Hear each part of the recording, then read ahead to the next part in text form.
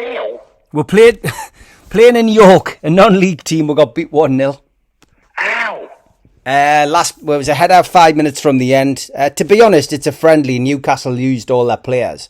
It was a good workout. It was blowing the cobwebs out. York had played 3 games previous. Newcastle just didn't have a finish. Didn't have anybody. Well, they shouldn't have got beat 1-0, mate. I cannot really defend the indefensible, Charlie. Newcastle... On paper, it should have been 10-0 for them. Well, yeah, it should have been. Christ, it was a weird ground as well. I've been to the old York ground, which was a typical football stadium in the city centre. But this one is in the middle of an industrial estate, and on the back of the main stand, it's actually a cinema. Oh, fucking hell! It's weird, mate. But it was 28 degrees down there today. Oh, but it was hot, wasn't it? I wouldn't have wanted to play football in that condition. How many pies did you eat? 1 pucker pie, meat and potato. Was it steak and kidney? Meat and potato, mate. Oh, my God. It was lovely. But to be honest, I bought the pie. When my mate bought the pie, he brought it back up at half time. And when he brought it, he went, I would leave that for 10 minutes, mate. He says, it's absolutely boiling. Was it one of them in one of them silver dishes? Yeah. But he brought the pie back and we left it for 10 minutes and it actually heated up in the sun. Bloody hell. That's how hot it was. That's how hot it was, aye. But it was a good day out, mate. It was. That's what it's all about, mate. The football result's never important if you have a good day out with your mates. Win or lose, mate, you come back with a smile on your face. Exactly, mate, exactly. And me mate Steve... But you wouldn't have a smile on your face if it was Sunderland beating you. No, Sunderland go down there next week, actually. I bet Sunderland win 2 or 3-0, and they'll be... Does Sunderland play the same team? They play next week, they're playing them next week, and then they're playing Middlesbrough. They must be getting a few quid out of it, that other team, then. Well, it's a 4,000 capacity, but because of COVID, they could only have 2,000 fans in. So, yeah, they'll have done all right. I mean, it was a tenner a ticket, 2,000 people through. It's 20 grand. It's a good earner for them. And the bars were open, so they were selling pies and stuff, you know. But yeah, look, I mean, it is what it is. It's a friendly. And like I always say, Charlie, I would rather lose all of the pre-season friendlies. But then when we play West Ham on the first game of the season, you want to win that game, you know. Hey, bogey team, West Ham, mate. We beat them twice last year. I know, but they are a good team, West Ham. They are, but I tell you what, they'll suffer this season when the fans are back in. They did well last year. So? Yeah, because, honestly, their fans, they're probably worse than our fans for booing and criticising when the team doesn't do well. And I think that'll be their downfall this season, the fans going back in. Yeah, I'm forever blowing bubbles. Oh, that's the one. Anyway, I've got a little story for you. Yeah, but Sunday night's always story night, so go on, give us a story. It's to do with a garden, Pete. Go on, then. And it was back in the 1970s when I first got nutted off. Yeah. I went to Rampton Asylum. Now, in the 70s, Rampton was one of the worst places in the country for brutality. Yeah. They dehumanised people. It was built solely to destroy people. Anyway, from the moment I arrived there to the moment I left there, my life was nothing but warfare, battling all the time. The screws, well, they're supposed to be psychiatric nurses. Yeah. Fucking size 10 boots, skinheads, tattoos. Most of them was in the National Front. They were evil, mate. Fucking evil bullies. Bullying people, kicking shit out of them, sticking injections in them. Them days it was a liquid cost, see? Yeah. Anyway, I'd had enough of these people, so I was attacking them all the time. So every time you attack them, they drug you up more. That's how it was. Now, in my cell, I had a little hatch in the door. And in that cell, I had nothing in there but a mattress on the floor, a jug of water, and a plastic piss pot. Never had no books, nothing to write with. The lights on 24/7. You didn't know whether it was daytime or nighttime because there was no window in there. Anyway, this day, and this is I've never ever in my life going to forget what they'd done there. The hatch opened, and the screw outside the door said, "Here's your dinner." And he flicked a garden pea in, and it hit the back of the cell wall and landed on the floor. One single garden pea. And he's looked in the hatch, and I'm looking at the pea, and then I'm looking at him. He said, "You want salt on that pea?" I said, "You fucking animal." And he shut the hatch. Now, when I look back over my life, I think that was one of the incidents that made me what I was after. It taught me that there's no one more evil than a coward. Now, when that door opens, there's 6 of them. When the door's shut and he's on his own, he opens the hatch as one of them. But that was one of the most evilest, nastiest things anyone ever done to me. And I waited 2 weeks to get hold of that screw, and I broke his fucking jaw. Because things like that, people don't get to hear about. They hear about when I kick off or pull a roof off or take an hostage, but they never understand why I've done that. Yeah. And the truth is, when you get an animal like that, flicking a garden pea. So every time I sit down to a meal now, and there's garden peas on me plate, I always go back to that incident. Yeah. And I think, and the crazy thing is, you know what I've done? I fucking ate that garden pea, you know. I bet you did. I did, I ate it, I was starving. And it was only one fucking pea and I ate it.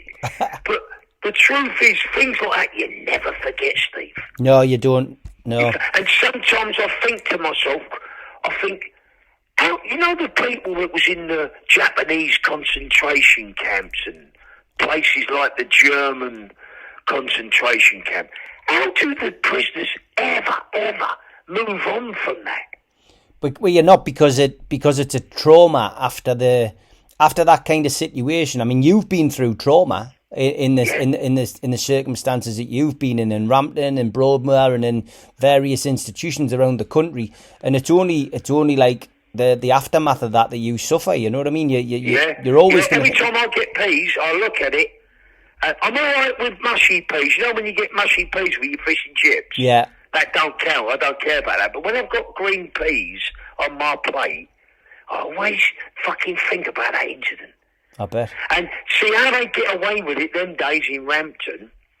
When the doctors comes round, I say, "Hey, doc, they're fucking starving me, mate. They're fucking giving me one garden pea." And then one of them interrupt and go, "We gave him his dinner, doctor, but he slung it all over us." Mm. And that's how it was, mate. What do you? That's how it was. Do you think the screws these days? Do you think this? I mean, obviously, I know from visiting you, but do you think they sympathise more with you these days? Yeah, no, they're a different kettle today. A lot of screws in prison now, they come from warehouses in Tesco supermarket and factories. Whereas years ago, like 99.9% of them was all ex-military. Or miners, maybe. You get a lot of miners as screws, yeah, when they all went redundant in the 80s. Do you think they're smaller? Back to the 60s and 70s, they was all ex-military. Shiny boots, and, you know, they was militarised. Probably all about 6'2" and built like brick shit houses.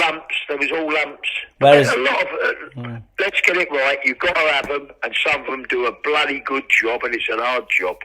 But a lot of them are fucking cowards, mate. They've never done nothing in their life. Yeah, a lot more female screws now. Oh yeah, and I've got to be honest with you, it's a better atmosphere when they're on. Is that because that's because the prisoners have got something to look at? Yeah, I suppose it is, yeah. And there's nothing better than your door opening and you can smell beautiful scent. Yeah. It's beautiful. It makes you feel nice. It makes you feel human. Yeah. Yeah. And you know, like, I would never, ever in a million years attack a woman anyway, but no. they know they're safe with me. Yeah. You know, when their key goes in the door, they know I'm not going to kick off. Not if they're on.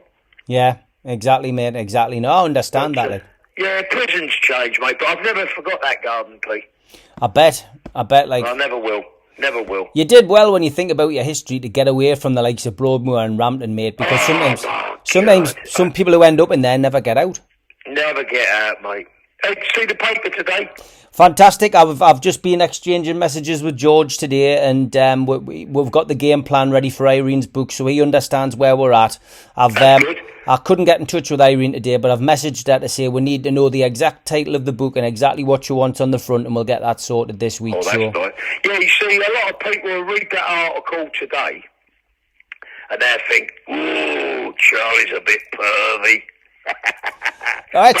It's a cracking story. The truth is, it wasn't like that. When I used to go on me bits of work, I used to get me bag and put me shotgun in it, and me overalls, me fucking balaclava, me gloves, trainers and what have you. And I always used to wear a pair of Irene's knickers. Now, it sounds kinky, but it wasn't. What it was, I loved her so much. Well, I idolised her. She was my first real love. And when I went on a bit of work, I used to feel, I like her with me. So by wearing her panties, I used to feel close to her. Yeah. And I thought, they'd bring me luck. Yeah. And they never brought me that much fun. But I think I must have picked the wrong colour this day, because if I'd have picked black, I think I'd have been all right. You see, if you had a pair of red and white ones on, you're always on a downer. Yeah. Sunderland's colours, you need to wear black and white, you see.